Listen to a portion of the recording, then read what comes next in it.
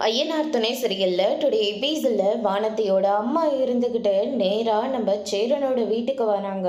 அங்கே வந்து பார்த்தீங்கன்னா பயங்கரமாக சத்தம் போட்டுக்கிட்டு இருக்காங்க. சேரன் வெளியே வராரு. என்னாச்சு, எதுக்காக இங்கே வந்து சத்தம் போட்டுட்டு இருக்கீங்க அப்படின்னு சொல்லிட்டு கேட்கவும், உன் தம்பி என் பொண்ணை கூட்டிட்டு ஓடி போயிட்டான், இது கூட உங்களுக்கெல்லாம் தெரியவே தெரியாதா? ஆமாம், நீங்கள் தான் ஒரு வழி அனுப்பி வச்சிங்களா அப்படின்னு சொல்லிட்டு கேட்கவும், என்ன சொல்லிக்கிட்டு இருக்கீங்க?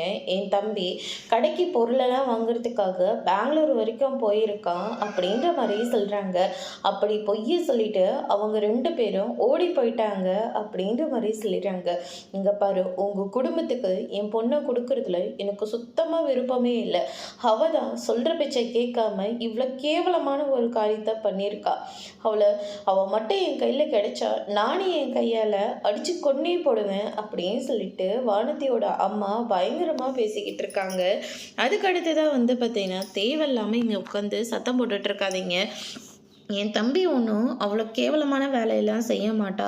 வானதியை தான் அவன் கல்யாணம் பண்ணிக்கிறதா ஆயிடுச்சு. அதுக்கு எல்லாரோட விருப்பத்தையும் வாங்கிட்டு தான் கல்யாணம் பண்ணுவானே தவிர நீங்கள் நினைக்கிற மாதிரிலாம் எதுவுமே இல்லை அப்படின்ற மாதிரி சொல்லிக்கிட்டு இருக்காங்க. நிலா ஒரு பக்கம் இங்கே பாருங்க, வானதி ஒரு வேளை பாண்டியோட போகணுன்னு ஆசைப்பட்டு பாண்டி கூட பெங்களூர் வரைக்கும் கூட போயிருக்கலாம்ல, கொஞ்சம் பொறுமையாக இருங்க அப்படின்ற மாதிரி சொல்லிக்கிட்டு இருக்காங்க. டைமிங் என்ன ஆகுதுன்னு பாரு மாணி, உங்கள் வீட்டில் இப்படியெல்லாம் உன்னை விட்டுட்டு இருந்திருப்பாங்களா அப்படின்ற மாதிரி சொல்லிக்கிட்டு இருக்காங்க. அதோட இன்னைக்கான ப்ரோமோ முடிச்சிருக்காங்க.